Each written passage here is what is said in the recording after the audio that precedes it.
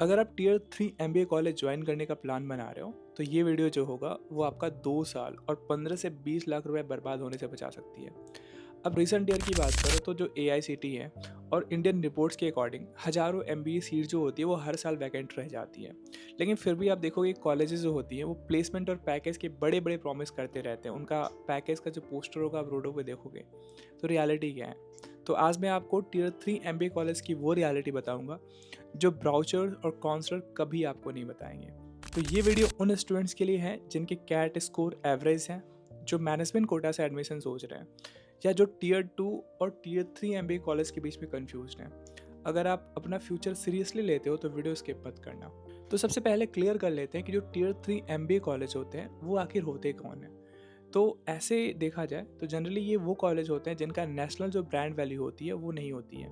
ये ज़्यादातर local companies पर डिपेंड करती हैं और यहाँ पे जो एडमिशन का क्राइटेरिया होता है वो काफ़ी फ्लेक्सिबल होता है, यानी किसी को भी आसानी से एडमिशन मिल जाता है। तो मैं रिपोर्ट की बात करूँ तो इकोनॉमिक टाइम्स और बिजनेस स्टूडेंट्स की रिपोर्ट के अकॉर्डिंग में ये भी हाईलाइट किया गया है कि जो ये प्राइवेट कॉलेजेस होती हैं ना, ये ज़्यादातर मार्केटिंग पे फोकस करती हैं, आउटकम्स पे नहीं। इनको बस केवल बैनर बनाने का मतलब होता है कि कितना अच्छा बैनर बना के कितना मतलब हाई प्लेसमेंट दिखा दिया जाए, लेकिन जो टोटल रियल आउटकम होता है उन पे ये फोकस करते ही नहीं है। अब आता है सबसे बड़ा सवाल पे कि प्लेसमेंट में क्या होता है। तो जो टियर 3 MBA कॉलेज का प्लेसमेंट ब्राउचर देखोगे तो आपको लगेगा कि यार सब कुछ परफेक्ट तो दिख रहा है, प्लेसमेंट काफ़ी अच्छा दिख रहा है, हाईएस्ट सैलरी कितना अच्छा है। लेकिन अब जब उनकी रियलिटी देखोगे ना, ग्राउंड रियलिटी, वो एकदम डिफरेंट होता है, वो एकदम अपोजिट होता है। मोस्ट कॉलेजेस जो होती हैं वो हाईएस्ट पैकेज दिखा देते हैं, लेकिन आप देखोगे जो हाईएस्ट पैकेज होता है वो एक सिंगल स्टूडेंट का होता है, पूरे बैच का नहीं होता है। तो आप एक सिंगल स्टूडेंट के हाईएस्ट पैकेज को देख के कैसे आप ये डिसाइड कर सकते हो कि इसका प्लेसमेंट अच्छा होगा। और सबसे बड़ी बात है कि ये हाईएस्ट पैकेज तो केवल बस दिखाते हैं, उसके बाद जब एवरेज पैकेज की बात आती है तो वो इन्फ्लेट करके डेटा दिखा देते हैं। और कई बार जो ऑफ कैंपस जॉब के लिए भी जो सेलेक्ट हुए रहते हैं उनको ये बताते हैं कि इनका कैंपस प्लेसमेंट हुआ है। तो ये कितना डिफरेंस ये क्रिएट कर देता है। काफ़ी इन्वेस्टिगेशन रिपोर्ट के हिसाब से, जैसे इंडियन एक्सप्रेस का रिपोर्ट आया था, टाइम्स ऑफ इंडिया भी आया था, तो ये साफ दिखा चुका है कि जो प्लेसमेंट डेटा होता है वो हमेशा ट्रांसपेरेंट नहीं होते हैं। तो अब थोड़ा सा मैथ कर लेते हैं। जो एवरेज टियर 3 MBA कॉलेज की फ़ी होती है वो कितना होता है? 10 से 18 लाख रुपए।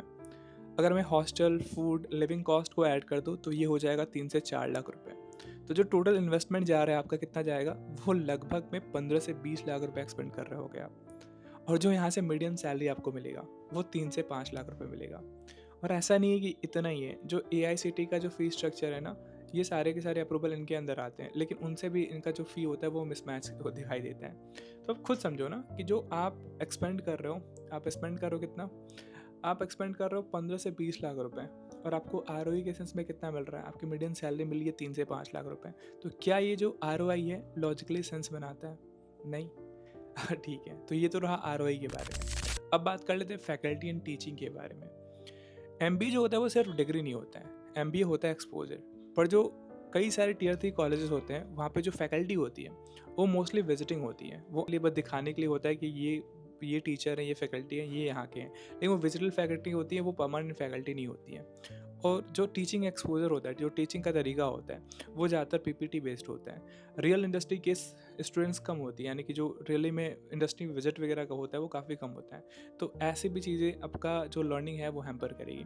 अगर मैं रिपोर्ट्स की बात करूँ तो हिंदुस्तान टाइम्स की रिपोर्ट के अकॉर्डिंग आप देख ही रहे हो कि इन्होंने ये दिखाया था कि फैकल्टी की कितनी शॉर्टेज है और जो टीचिंग मेथड है वो भी आउटडेटेड है। तो आप समझ सकते हो कि अगर ये सब चीज़ें अगर सही नहीं होगी तो कहाँ से प्लेसमेंट होगा, ठीक है, और कैसे वो अच्छा कॉलेज कर सकते हैं। MBA में एक चीज़ सबसे ज़्यादा जो मैटर करती है वो होती है पीयर ग्रुप। ये इसको आप इग्नोर नहीं कर सकते हो।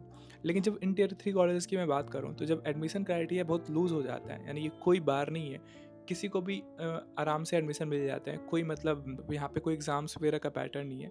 तो आप समझो कि जब एडमिशन क्राइटेरिया बहुत लूज़ होगा तो जो बैच क्वालिटी होगी वो भी क्या होगी? अनइवन हो जाएंगी, कंपटीशन कम हो जाता है और जो मोटिवेशन लेवल होता है वो भी गिरता है, क्योंकि पीयर लर्निंग क्या होता है वो सफ़र करती रहती है।